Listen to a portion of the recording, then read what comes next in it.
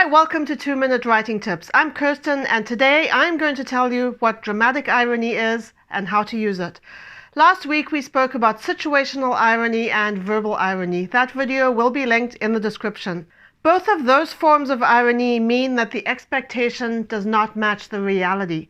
Dramatic irony is a little bit different.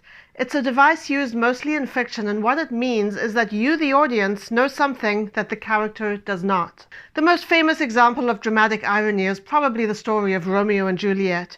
You know the story. Juliet takes some sleeping potion to fake her death. We know that she's not actually dead, but Romeo doesn't.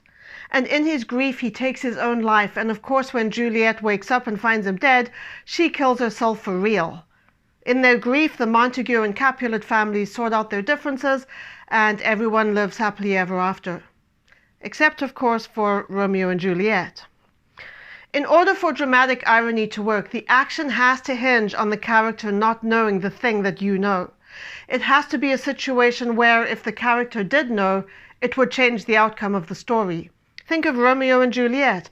If Romeo had known that Juliet was only sleeping, he wouldn't have killed himself. Juliet wouldn't have killed herself, and the Montagues and Capulets would still be fighting to this day. Using dramatic irony is a great way of building suspense in your audience. If you do it right, they will not be able to put your story down until they know if the character is going to fall for the trap that you have set for them. That's it for today. I'll see you tomorrow.